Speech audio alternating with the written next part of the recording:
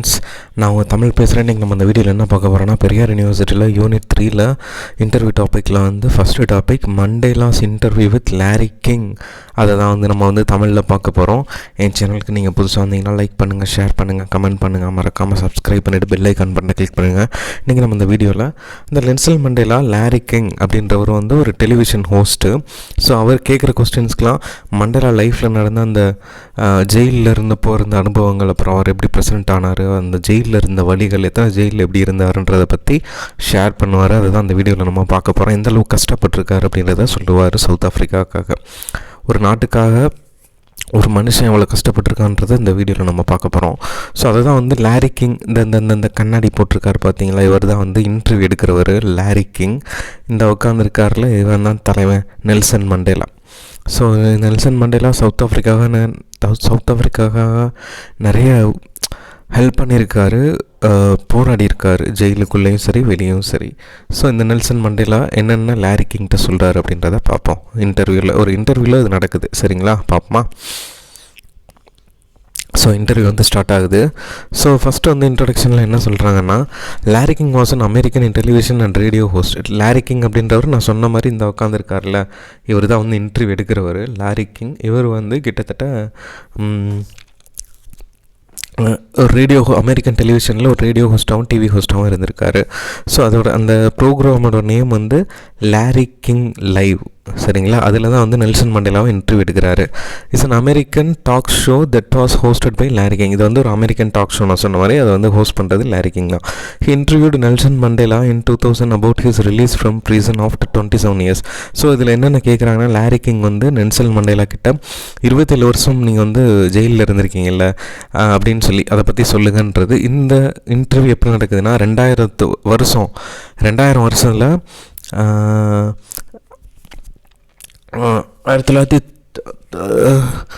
அவர் ஜெயிலுக்கு போய் 27 வருஷம் ரிலீஸ் ஆனதுக்கப்புறம் 2000 அவங்க பிரசிடெண்ட் ஆகி முடிச்சதுக்கப்புறம் 2000 இந்த இன்டர்வியூ நடக்குது. ஓகேங்களா. Meanwhile Mandela reveals his painful experience during his life in imprisonment and the harsh treatment he met in various prisons in South Africa. South ஆஃப்ரிக்காவில் இருக்கிற நிறைய 2-3 ப்ரீசனில் அவர் மாற்றிட்டே இருந்தாங்க. அதில் இருக்கிற அந்த பெயின்ஃபுல் லைஃப்பை பற்றி இதில் ஷேர் பண்ணியிருப்பார். Plus Mandela who ended the policy of apartheid in South Africa has the same place in the country that of Mahatma Gandhi in India. The interview with Larry King deals with the reason for Mandela's imprisonment, his life in prison and life after release from the prison. So ஜெயிலுக்குள்ளே எப்படி ஜெயிலுக்கு போனார், ஜெயிலுக்குள்ளே இருந்தப்போ வாழ்க்கை எப்படி இருந்துச்சு, அப்புறம் ஜெயிலை விட்டு வந்ததுக்கப்புறம் வாழ்க்கை எப்படி இருந்ததை பற்றி இந்த இன்டர்வியூவில் பேசியிருப்பார். என்னென்ன பேசியிருக்காருன்றதை அடுத்து வரதை நம்ம பார்க்கலாம். ஓகே, இதான் ஒரிஜினல் பிக்சர். அவங்க இன்டர்வியூ எடுத்த ஒரிஜினல் பிக்சர் இதான். இதை அவங்களுக்காக தேடி கண்டுபிடிச்சி போட்டிருக்கேன். இதுக்காகவே லைக் பண்ணுங்கள், ஷேர் பண்ணுங்கள், கமெண்ட் பண்ணுங்கள், மறக்காமல் சப்ஸ்கிரைப் பண்ணிவிட்டு பெல் ஐக்கான் பண்ணி கிளிக் பண்ணிங்க ஃப்ரெண்ட்ஸ். பண்ணிவிடுங்க ஃப்ரெண்ட்ஸ். Okay, thank you. அடுத்தது போயிடலாம். Come on baby, let's go on the blood. இந்த இமேஜ் இன்டர்வியூ எடுத்து வரும் நெல்சன் மண்டேலா. ஓகே, இப்போ த ரேஷ்னலே பிஹைண்ட் மண்டேலாஸ் அரெஸ்ட். ரேஷ்னலே அப்படின்னா அதாவது மண்டேலா அரெஸ்ட் ஆனதுக்கு பின்னணி காரணம் என்ன அப்படின்றத அந்த இதில் பேராகிராஃபில் பார்க்க போகிறோம். Nelson Mandela started the struggle for freedom of South Africa in 1944. So Nelson Mandela South ஆஃப்ரிக்காவோட ஃப்ரீடம்காக ரொம்ப கஷ்டப்பட்டார். 1944 when he join the African National Congress Youth League. அவர் அந்த ஆஃப்ரிக்காவோட ஃப்ரீடம்காக ஆஃப்ரிக்கன் நேஷ்னல் காங்கிரஸ் ANC அதில் யூத் லீக்கில் கலந்துக்கிட்டார். The organization, a team of high qualified people made an enormous contribution to the struggle, says Mandela. Mandela என்ன சொல்கிறாருன்னா, இந்த ஒரு குரூப் ஆரம்பித்ததுக்கு ரீசன் அதில் இருக்கிற எல்லாருமே குவாலிஃபைடு பீப்புள். அவங்க அந்த சவுத் ஆஃப்ரிக்கன் ஃப்ரீடம்காக போராடுற ஒரு இனமாக இருந்ததுன்னு சொல்கிறாரு. According to him, those who struggled for liberation in their country were called terrorist by the government. ஆனால் கவர்மெண்ட் என்ன பண்ணிட்டாங்க, இந்த குரூப் வந்து டெரரிஸ்ட் குரூப்பு, நம்மளுக்கு அகெயின்ஸ்டாக செயல்படுறாங்கன்னு சொல்லிட்டாங்க.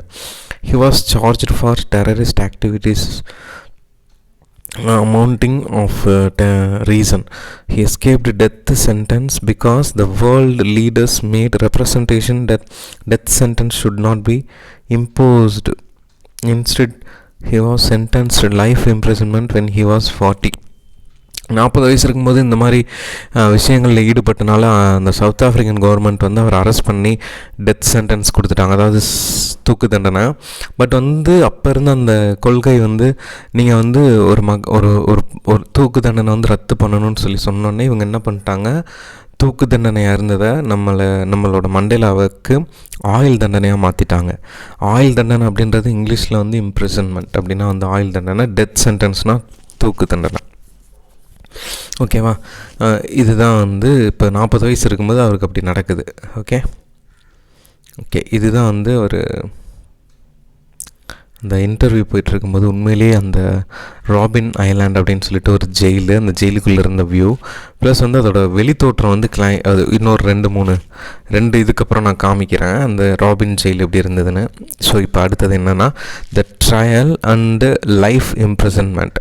அதாவது அந்த ட்ரையல் அப்படின்னா விசாரணை, லைஃப் இம்ப்ரிசன்மெண்ட்னா ஆயுள் தண்டனை. அவரோட விசாரணையும் ஆயுள் தண்டனையும் எப்படி வந்துச்சு அப்படின்றத இதில் பார்க்குறோம். இதில் வந்து சொல்கிறாரு லாரி கிங் கிட்ட அவரோட இன்டர்வியூவில் என்ன சொல்கிறாருன்னு பார்ப்போம். Throughout the trial, எல்லா விசாரணைக்கு அப்புறமும் the freedom fighters including Mandela used to courtroom as a platform to address the country and the world. அந்த ஜெயிலை அங்கே இருக்கிற மக்களை வந்து எதுக்காக யூஸ் பண்ணிக்கிட்டாங்கன்னா, அங்கே இருக்கிற ஜெயிலுக்குள்ளே இருந்தப்போ அதை வந்து ஒரு மக்களுக்கு ஒரு நல்ல வழி சொல்லும் கருத்து ஒரு மேடையாக யூஸ் பண்ணிக்கிட்டாங்க. So they considered the life sentence as victory. So நம்மளுக்கு எப்படின்றது, நம்மளை வந்து இதுக்குள்ள வாழ்நாள் ஃபுல்லாக அடைச்சாலும் எங்களுக்கு பிரச்சனை இல்லை, இங்கேருந்தே நாங்கள் மக்களுக்கு கருத்து சொல்லுவோன்ற மாதிரி சொல்கிறாங்க. It is only death sentence had been passed. Suppose death sentence pass ஆகிடுச்சு அப்படின்னா, பாஸ் ஆனதுக்கப்புறம் அந்த டெத் சென்டென்ஸ் இல்லைன்னு சொல்லிட்டாங்களா, அதுக்கப்புறம் என்னாச்சுன்னா then they would have become the role model and glorify says Mandela. Suppose இவங்களை தூக்கில் போட்டாலும் ஆயுள் தண்டனையாக வச்சாலும் செத்தாலும் இவங்க வந்து மக்களுக்கு ஒரு ரோல் மாடலாகவும் ஒரு க்ளோரிஃபையாகவும் இருப்பாங்கன்னு சொல்கிறாங்க Mandela. Mandela was tried and acquitted for treason in 1961. 1961 ஒரு சில காரணங்களால் மண்டேலா வந்து விடுதலை பண்ணுறாங்க. ஆனால் என்ன பண்ணிட்டார், அடுத்த வருஷம் 1962 1960 arrest again for illegal leaving the country, convicted and sentence for 5 years at robin island prison. Robin island prison அப்படின்றது மேக்ஸிமம் செக்யூரிட்டி ப்ரிசன்னு சொல்லுவாங்களா, அதுதான் ரொம்ப ஹை செக்யூரிட்டி இருக்கிற ஒரு ஜெயில். அது அந்த ஜெயிலில் வந்து அடைச்சிட்டாங்க. ரிலீஸ் பண்ணால் பேசாமல் இருக்கணும். நெல்சன் மண்டேலா என்ன பண்ணிட்டாரு, 1961 ரிலீஸ் ஆகி 1962 இல்லீகலாக அந்த கண்ட்ரியை விட்டு மூவ் பண்ண ட்ரை பண்ணப்போ பிடிச்சி இந்த மாதிரி ஒரு ஜெயிலில் அடைச்சிட்டானுங்க 5 வருஷம் போட்டு. He was put it on trial in 1963 with 7 other ANC member who were arrested at Rovino in possession of a store of weapons, charged with subjugates, treason and violent conspiracy. இப்போ இதனால இவங்களெல்லாம் அரெஸ்ட் பண்ணாங்கன்னா கிட்டத்தட்ட 7 ANC African national Congress மெம்பரோடு சேர்த்து arrest பண்ணியிருக்காங்க. Reason என்ன போட்டிருக்காங்கன்னா, நாசவேலை, தேச துரோகம், வன்முறை சதி இதெல்லாமே தூண்டினாங்கன்னு சொல்லிட்டு இந்த 3 இதுக்கு ஆக்ட் கீழே கேஸ் போட்டு இன்க்ளூடிங் நெல்சன் மண்டேலாவும் உள்ளே அடைச்சிட்டாங்க. அப்புறம் என்ன ஆகுதுன்னு பார்த்தீங்கன்னா, on June 12, 1964 he was sentenced to life imprisonment. 1964 June மாதம் 12 நெல்சன் மண்டேலாவுக்கு வந்து ஆயுள் தண்டனை விதிச்சிட்டாங்க. The thing that inspired Mandela was that his people and the international community were supporting the freedom fighter in prison. ஆனால் ஜெயிலுக்குள்ளேயே வந்து ஃப்ரீடம் ஃபைட்டர்ஸ்க்கு வந்து நிறைய பேர் ஆதரவு கொடுக்க ஆரம்பித்தாங்க. ஓகே,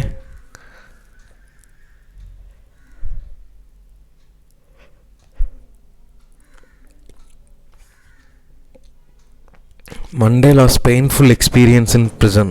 அதாவது ஜெயிலுக்குள்ளே இருந்து ஒரு நகரமான ஒரு வேதனையான நரகமான ஒரு நரகத்தில் இருக்கிற அந்த வேதனையை வந்து என்னென்ன அனுபவிச்சாருன்றதை இப்போ இதில் ஷேர் பண்ண போகிறாரு.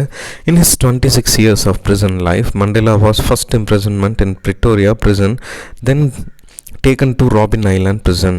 இப்போ ஃபஸ்ட்டு வந்து மண்டேலா அரெஸ்ட் பண்ணும்போது இந்த 27 வருஷத்தில் வந்து மண்டேலா வந்து ஃபஸ்ட்டு வந்து பிரிட்டோரியா அப்படின்ற ஒரு ஜெயிலில் வச்சுருந்தாங்க. அதுக்கப்புறம் ராபின் ஐலாண்ட் prison அப்படின்னு சொல்லிட்டு ஒரு ஜெயிலுக்கு மாற்றினாங்க.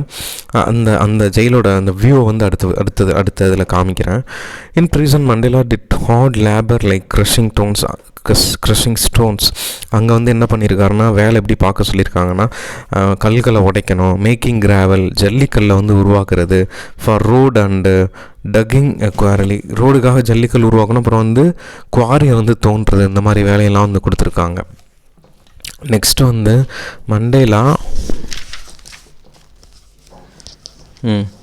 Mandela, other prisoner loved to work near the rubbish dump and they could slavage newspaper which were thrown away. கிட்டத்தட்ட இவங்களாம் வந்து குப்பை அள்ளுற வேலையை தான் பார்க்கணுன்னு ஆசைப்படுவாங்க. ஏன்னா குப்பையில் ஒரு சில நியூஸ் பேப்பர்லாம் தூக்கி வீசி எறிஞ்சிருப்பாங்கல்ல, அதை வந்து நல்லா சுத்தம் பண்ணி அன்னைக்கு சுத்தம் பண்ண சாயங்காலம் அன்னைக்கு வந்து ரீட் பண்ணுறது அவங்களுக்கு ஒரு ஹாப்பினஸ்ஸாக இருந்துச்சு. இது மூலமாக வெளியே என்ன நடக்குது ப்ளஸ் மக்கள் என்ன நினைக்கிறாங்கன்றதை பற்றி அவங்களுக்கு தெரிஞ்சுக்கிட்டாங்க. நெக்ஸ்ட்டு வந்து clean them and reading newspaper evening in the prison. அதை நான் சொல்லிட்டேன். The treatment by the prison wardens the first was very bad, says Mandela. Mandela என்ன சொல்கிறாருன்னா, ஃபஸ்ட்டு வந்து இவங்களை ட்ரீட் பண்ண விதம் வந்து ரொம்ப ரொம்ப கேவலமாக ரொம்ப கொடுமையாக இருந்ததுன்னு சொல்லுவார். வார்டன், அந்த சிறை வார்டன்லாம் இருக்காங்கள்ல போலீஸ், அவங்களாம் ரொம்ப கேவலமாக ட்ரீட் பண்ணுவாங்களாம். நெக்ஸ்ட்டு வந்து அவங்க அதனாலே வந்து ஸ்டேஜ் ஹங்கர் ஸ்ட்ரைக், உண்ணாவிரதம் இருக்கிறது, refuse to carry humiliating instructions, அவங்க சொல்கிறத வந்து கேட்காம இருக்கிறது, இந்த மாதிரி வேலைகள்லாம் இதிலே பண்ணிகிட்டு இருந்தாங்களாம். பட் இந்த மாதிரி கொடுமைகள்லாம் ஜெயிலில் நடக்குதுன்னு தெரிஞ்சுட்டு ரெட் கிராஸ் வந்து இந்த மாதிரி கைதிகளுக்கு உதவ ரொம்ப ஹெல்ப் பண்ணியிருக்காங்க போல். The prisoners and conditions become better. Mandela larrying that once in a 6 months only one visitor from the family of the prison was allowed. 6 மாதத்துக்கு ஒரு தடவை தான் குடும்பத்திலேருந்து வந்து பார்க்கணுமா, அதுவும் ஒரே ஒருத்தர் தான் வந்து பார்க்கணுன்னு சொல்லிட்டு அந்த இன்டர்வியூ எடுக்கிற லாரிகிங்கிட்ட வந்து நம்ம நெல்சன் மண்டேலா சொல்கிறாரு. There was a glass wall between the prisoner and the visitor that they are watched closely by the warden. அந்த விசிட்டர் இருக்காங்கள, அந்த கைதிகளை பார்க்க கைதிகளுக்கும் இடையில ஒரு பெரிய கிளாஸ் இருக்குமா, அதை வந்து உன்னிப்பாக கவனிச்சிட்டே இருப்பாங்களா அந்த ஜெயில் வார்டன் எல்லாருமே. For 18 years Mandela was insulated, it was shut in the single cell. Nelson மண்டேலாவை 18 வருஷமாக கிட்டத்தட்ட ஒரே சிங்கிள் செல்லில் ஐசோலேட்டடாக தனியாக வச்சுருந்தாங்கன்னு சொல்கிறாங்க. கொடுமலை யோசிச்சு பாருங்கள், 18 வருஷம் ஒரு மனுஷன் ஒரு சிறையில் வந்து இருந்தால் இப்படி இருக்கும். ஐயோ, பைத்தியம் பிடிச்சிரும்.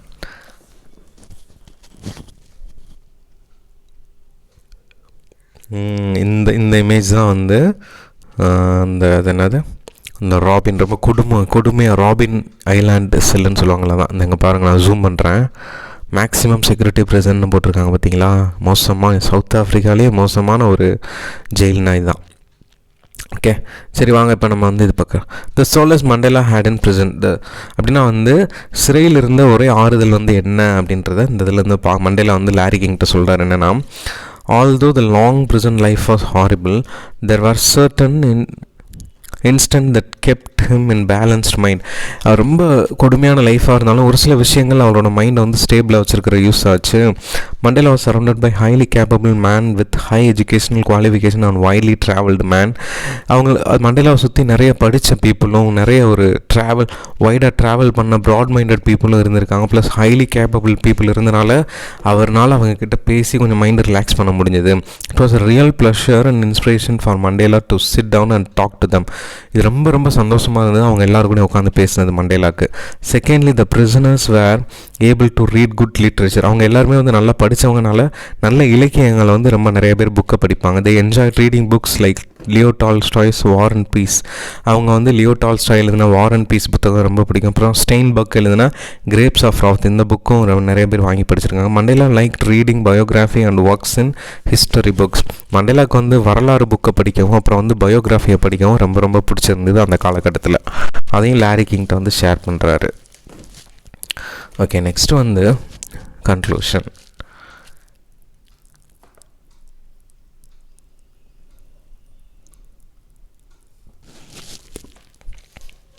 Mandela's painful experience in various prisons revealed the political leaders suffering in the hands of minority white government in South Africa. South ஆஃப்ரிக்காவில் இருக்க சிறுபான்மையர் அரசு வந்து எதை பிரதிபலிக்குதுன்னா, இந்த மாதிரி முக்கியமான லீடர்களை வந்து எந்த அளவுக்கு ஜெயில்களை வச்சு கொடுமைப்படுத்திருக்காங்க, எந்த அளவுக்கு அவங்க கஷ்டப்படுறாங்கன்றதை காமிக்குது.